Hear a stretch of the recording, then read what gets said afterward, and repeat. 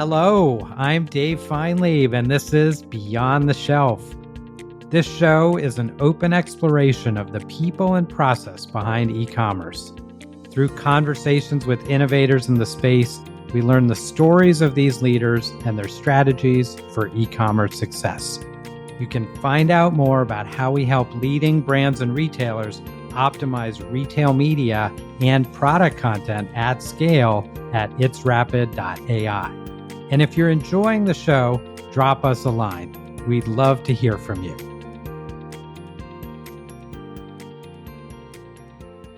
My guest on today's show is Greg Stevens, CEO of Turbyne. Previously, Greg was Executive Vice President at Advantage Solutions, where he led the creation, development, and spinout of Turbyne earlier this year. Before Advantage, Greg was Senior Vice President of Client Success at Inmar Intelligence and Co-President of MyWebGrocer, which was acquired by MI9 Retail. Previously, Greg was President of IAC Advertising Solutions, which was acquired by Liberty Media, and then President of Liberty Advertising. Greg has experience both as the leader of large teams across multiple acquisitions, including a 350-person team at MyWebGrocer and a 90-person sales team at IAC, as well as an entrepreneur and founder. We discuss how Greg got his start in the space, his experience in retail advertising, and how the space has evolved, and his latest venture, Turbyne, a platform that helps retailers plan, sell, and execute retail media across any channel. Please enjoy my conversation with Greg Stevens. Greg, welcome to the show.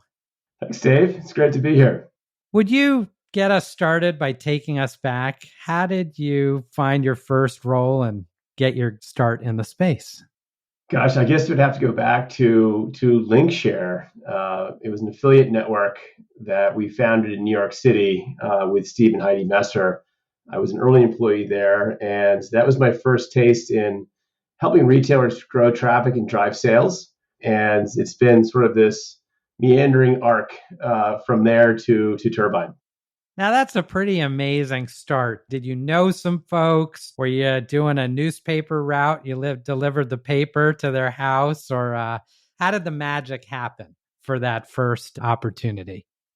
My brother was a consultant at Aberdeen Group, and he was studying the internet from the early days. And I was working as a legal assistant in San Francisco at Sherman and Sterling. And we brought eBay public, representing Morgan Stanley. And it was clear that I was on the wrong side of the equation. And so I asked Chris, where should I go work? And he said Linkshare. And I met Heidi Messer in a hotel in San Francisco. And 2 weeks later, I was living on a floor in New York City working for Heidi and Steve. Amazing.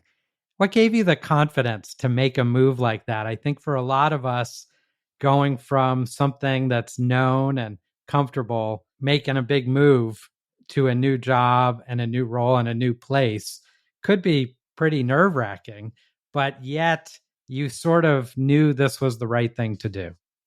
Yeah, it just made a lot of sense. I'm a big believer of network and network effects, and Linkshare was absolutely that. And it was also very much a data-driven business, performance-based, and all the constituents that were involved, whether it was the publishers or the affiliates, as they were called then, as well as the retailers that were involved, everyone won. And as the networks grew, they got more powerful, and it just made a lot of sense to me, just logically.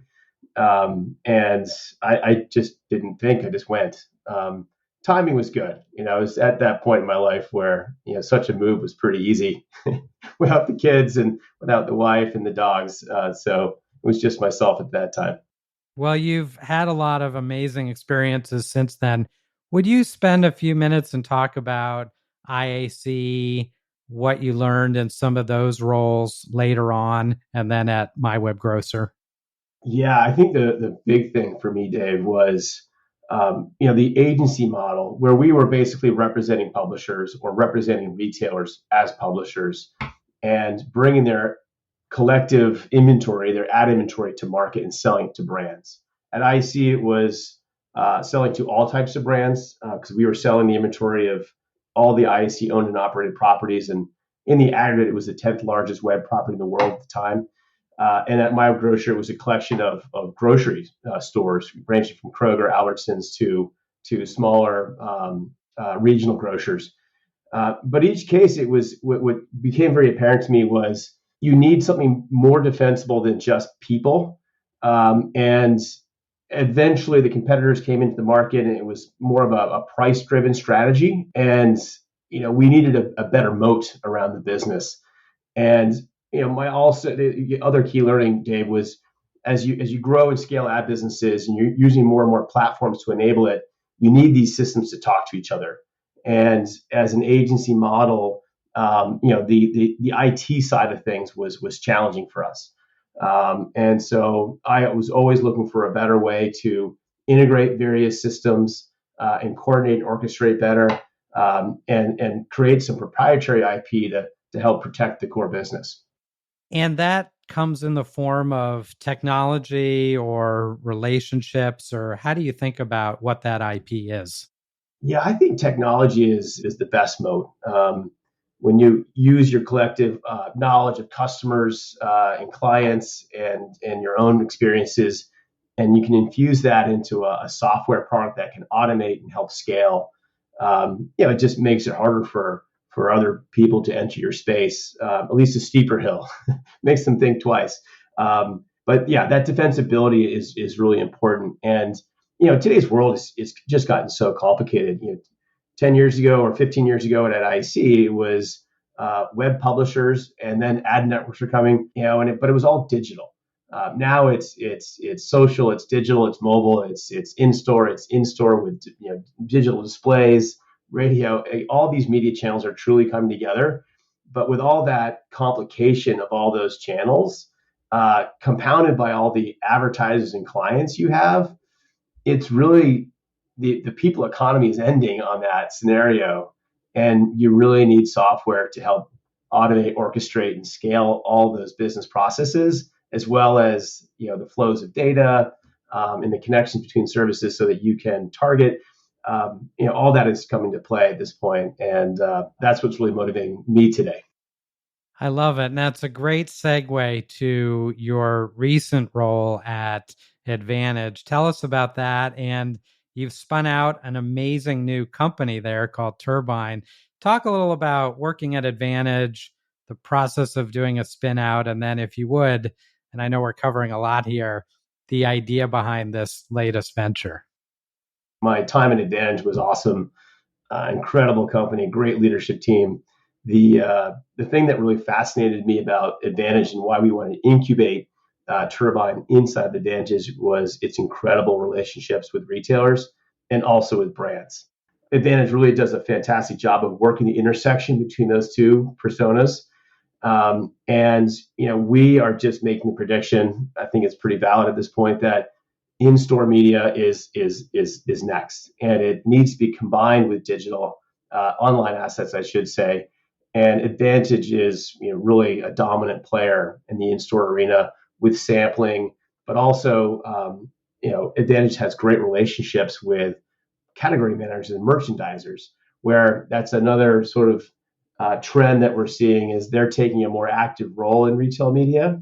And through those relationships, it made a lot of sense to work with Advantage and its collection of partners, including Gig Retail in the UK. But it was a great experience, and we were very grateful to have been born there. And we're also now happy to be spun out and have access to capital and can scale faster. This new venture, Turbyne, for those who have not heard of it yet, what's the thesis, and what are you working on? Well, for retailers number 4 through 100, they really need a lot of help to compete against Amazon. And as retail media has developed, it really developed first online. And if you're a retailer, most retailers, the predominant source of sales is not online. It's actually inside the store. And ad models work best when you have a big audience. And so retailers need to bring full scale to bear to the brands, and it's just really hard to do it. The cadence of in-store planning is very different from online planning. There's products involved that have to be moved around. It's just complicated, and we just have concluded that you need software to help enable that and orchestrate all the various pieces that are moving and all the various stakeholders that are involved. They just need to be coordinated with some software. And the other piece too is we did some great research with a private firm, and the research showed us that the average number of retailers that a brand is able to work with in retail media really taps out at 7. And we're peeling that back and like, what is causing that? And certainly they can get a lot of scale across the top 7 retailers. I mean, that's where the majority of their sales are taking place. But it's just complications. It's hard to work with retailers when they have 10 plus partnerships enabling retail media tactics and 10 plus platforms for brands to log into. If you're a large brand, you've got a team and an agency to help you. If you're a mid or smaller brand, you don't. You don't have the resources to plow through that complexity. And so you just focus where you can easily execute. And that's Amazon. They've led the ease of use revolution.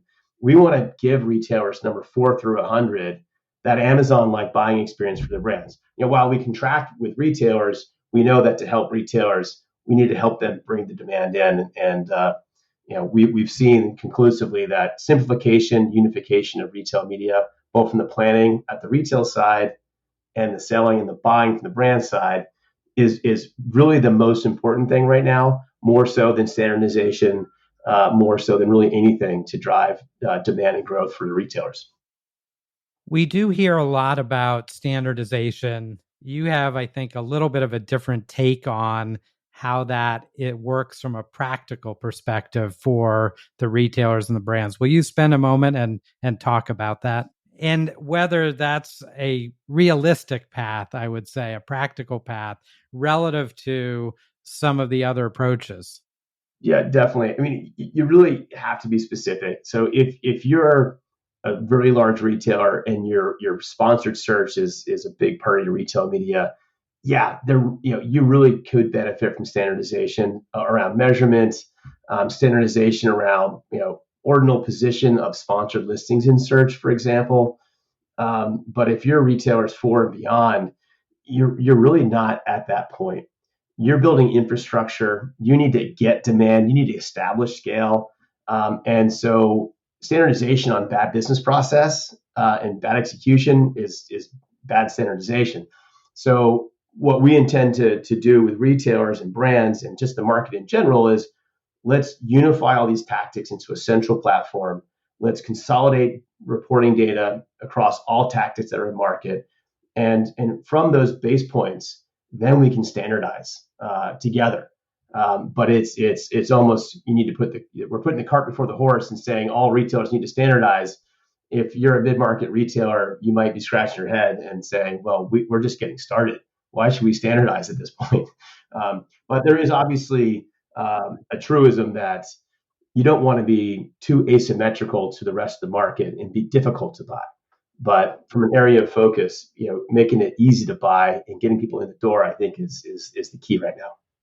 For the retailers that are thinking about their strategy when it comes to retail media, especially, as you said, retailers 4 through 100, what are some of the things that are at the top of your list when you're having these conversations with the retailers? They're thinking about technology, they're thinking about operational aspects.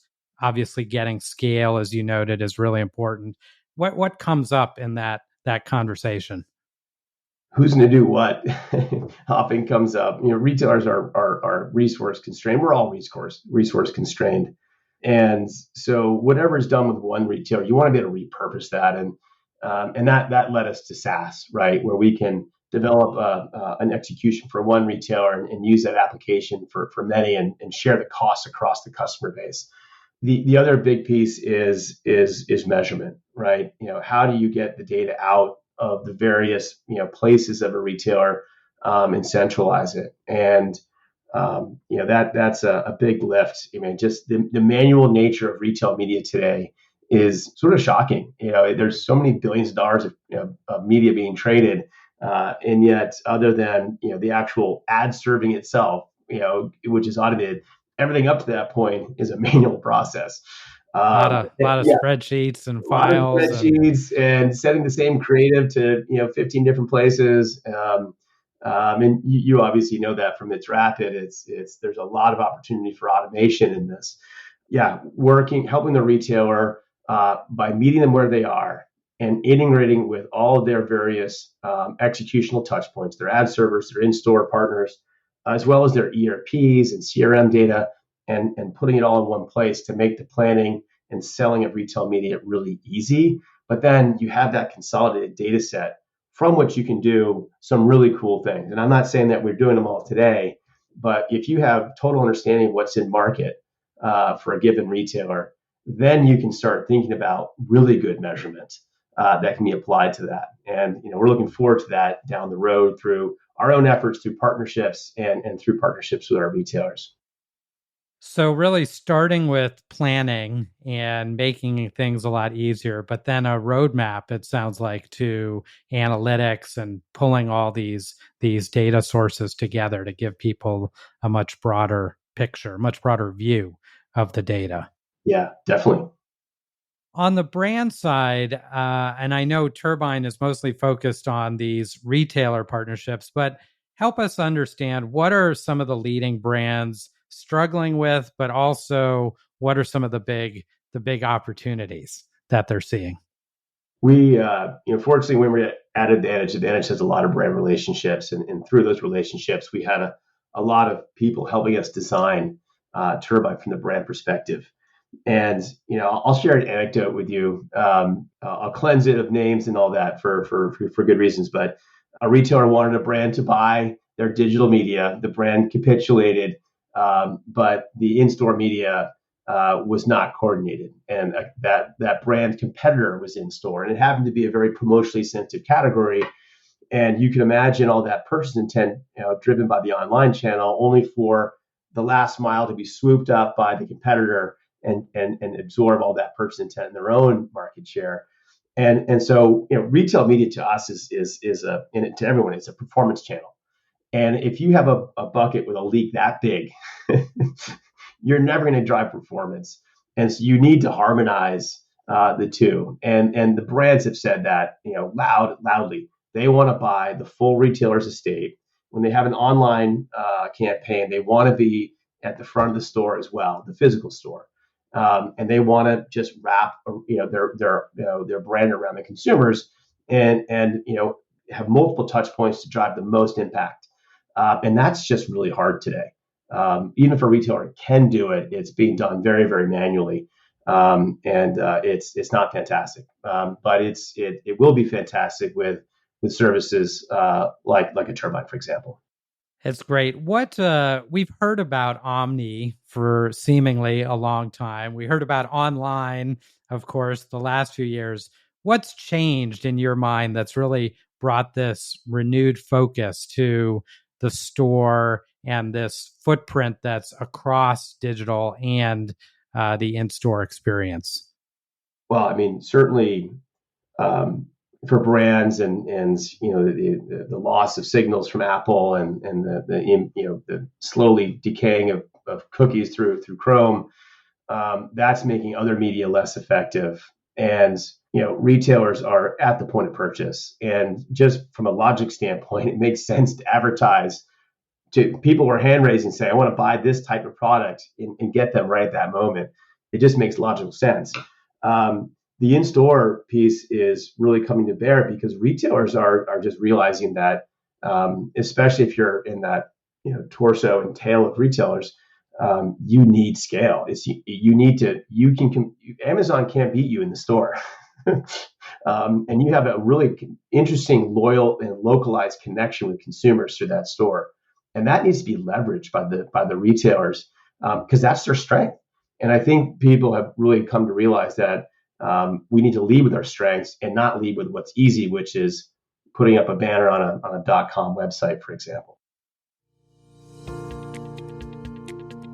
Beyond the Shelf is brought to you by It's Rapid. Find out about our new sell sheet builder, which transforms the data in your PIM system into great-looking sell sheets and spec sheets in just minutes.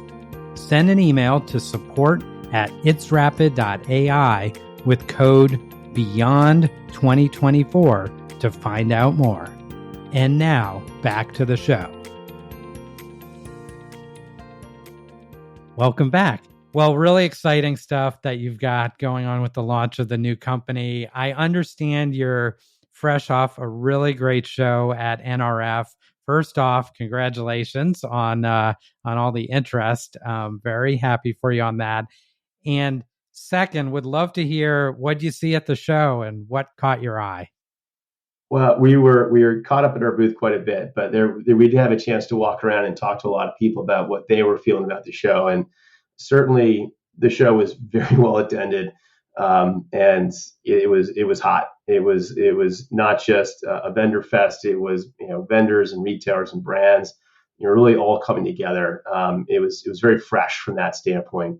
A lot of automation of the warehouse, automation of business practices, software infused automation as well. AI, I think I see more AI appended to names in the last week than I've than ever. But it's really exciting that these types of technologies are now able to be applied to a channel like retail, where we know it's a low margin channel, and if there's things that can be done with machines and automation that can help expand those margins and make the retailer and the brand more intelligently approaching the shopper. Those are great things, and I thought that was great to see. And the robotics were super cool. Robots, doing the functions of humans, and smart carts, just really cool stuff. I mean, I guess I'm sort of a retail geek, but it was really fun, really innovative stuff that was on display. So lots going on automation, robotics, but also I think in your area, to your point, AI, we're seeing that everywhere. How do you think about things like AI as they tie back to planning and analytics and some of the things that you want to do over the next few years with the business? Yeah, I mean, if you take a few year horizon, then it really gets me going. The first step to use AI, obviously, is you need a big data set, and so that's what we're after at this point. Is let's sign up as many retailers as we can, help them scale their retail media in terms of revenue, but also reduce their costs and their overhead and expand their margins. But the accumulation of data allows for AI to come in to help do some really cool things like planning, directionally speaking, what is the right investment for a given brand at a given retailer? I do believe the AI can help look at all the externalities of marketplace share and weather and all these factors to come up with a logical, number for each brand, and that can be shared between the brand and the retailer. And that transparency, I think, is going to be really exciting, as opposed to retailer making a demand, you should spend 1%. Why? You should spend 1%. So that's really exciting. But also connecting advertising and retail media to supply chain. Retailers today have very sophisticated AI-driven systems to calculate and predict how much product a brand should send to a given store or a given chain. There's a very conspicuous data point that's not in those systems, and that is advertising. And how does advertising affect sales, and how does it affect procurement? I love seeing these things starting to come together and working intelligently, because like talking about leaky buckets, if you have a retail media campaign, your products are not actually on the shelf at a given store, it's not going to work. Great insight. So really tying back the retail media to supply chain and bringing these together. I think that's it's a really exciting area. I wanted to touch on two other topics. We've covered a lot of ground. One is hiring and how you go about that. You've obviously had a ton of experience managing very large organizations. You have experience recruiting at startups, at agency, all across the board. What are your kind of rules for the road, if you will, when it comes to bringing in great people? Well, it's evolved. Earlier on, I thought drive was the most important attribute, and partly that was I really came up through the advertising sales side of the world, and it just seemed like drive was the most important factor. Like, what was it that he or she experienced in their lives that helped them get through adversity? And I really love to probe into that. Military and solo sports like swimming, they were just great predictors of drive, but not always great predictors of collaboration. And as I kind of moved and matured, creativity, empathy, collaboration became much more important attributes. And so we really probe for those skill sets. And we've been lucky to have some great people in our teams over the years. And several of them, we continue with each other from company to company. Like our head of product, this is I think my fourth tour with him, and I feel really lucky to have that honor. But that we really approach it from a sort of an unteachable skill standpoint. We can teach some of the soft skills, but some of the hard skills, some of the soft skills that you just learn from your upbringing, your experiences, are really important. And objectivity is another key thing. We think that approaching problems from multiple angles, from multiple experiences, is really, really critical to coming up with the right decision. And often it creates a little bit of tension because everyone has their own viewpoint. But I'd rather face that challenge up front and get over it than smoke our own exhaust for a period of time and come up with a bad decision and pay the consequences later on. But those are some really important things, and just treating people with respect and maintaining relationships no matter what happens. Just keep putting one foot in front of the other one, and things will come back around. My other question is related, but I think on the external facing, you spend a lot of time, and obviously you're in some ways your entire career is dedicated to working with the customer and bringing them great capabilities. Will you share a few insights or tips, if you will, for these relationships with very large organizations, these retailers, these brands, and how does that work? What have you seen work well? Selling to retailers is tough. So I mean, for anyone who's getting into it, just know that there's a lot of different stakeholders. They don't all have aligned interests within the retailer, but they're all important decision makers or at least influencers in a decision. And it's super important that you do navigate horizontally and vertically within a retailer, ranging from operations to sales to procurement, IT. Finance is always a great advocate, especially when we're deploying products like Turbyne, where the aggregation of data can help automate the billing process to brands. They become really big fans, and you really need that cheerleader inside your organization. And so the data and analytics people, same thing. We aggregate data. We save them a lot of time, and they often become fans.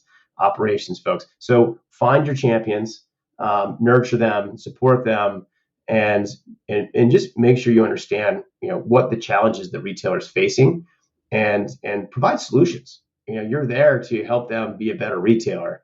You're not there to help make yourself a better company. Focus on the retailer, and your business will do well.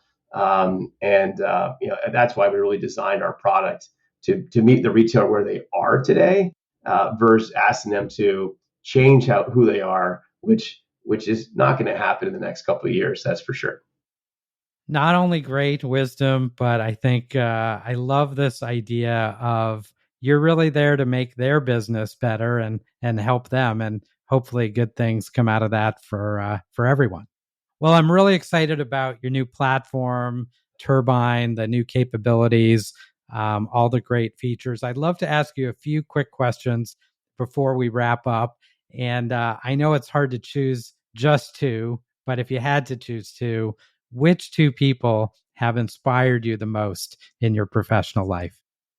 I would say Barry Diller at IEC, unbelievably smart, sees things as they are, tough but fair.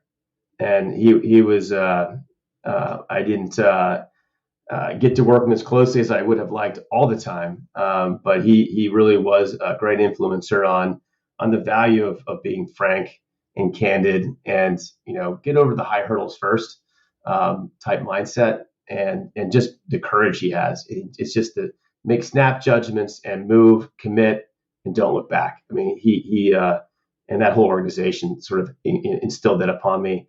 I think more recently, I'm gonna go with Kara Swisher. I am absolutely infatuated with her brain and the way she thinks critically, way she conducts interviews, fair, tough, similar things. But I love her Pivot podcast, and I can't seem to get enough of it. And I love just the way she approaches challenges and interviews in a very candid and balanced way. Talk to us about when you get the time. Obviously, you're extremely busy with the new company, but when you do have some time for hobbies, some fun outside of family, outside of friends, how do you like to spend your time? Well, when it's not snowing out, the number one thing I go to is sailing. I compete competitively with the sailing team here in the New York area. I've been doing it all my life. It's been in my family forever, and my daughter just recently represented the United States at the Youth World Championships. So it's very much in our family, and we just have a real passion to being on the water and trying to make boats go faster. And it's very analogous to business. You're just constantly tweaking, making small gains, but in the aggregate, you look up and you've made some big gains through little small choices, and to me, that's business. So that's the key outlet to give me the energy to keep driving forward on projects like Turbyne. I love it. Well, congratulations on your daughter's success, and sounds like sailing is carrying on through the family line. So that's amazing and wonderful. And for folks that want to learn more about you, about Turbyne, how can they find you, or what's the best way for them to reach you online? They can certainly learn about Turbyne at our website, and it's Turbyne, TURBYNE.com. We have a real desire and a vision to help make retail media more scalable and more pleasant for everyone. And it takes all of us to collaborate on this. And so I would really invite conversations with as many people as possible to help make sure we're building the best solutions. Greg, I really enjoyed our conversation today. Thank you so much for taking the time. It's been a lot of fun. Thanks for listening to the show. If you like what you heard, please visit our website at itsrapid.ai, where you can find out more about how we're helping leading brands like PepsiCo save thousands of hours a year when it comes to retail media and digital shelf content creation. And don't forget to subscribe to hear more great episodes of Beyond the Shelf. See you next time.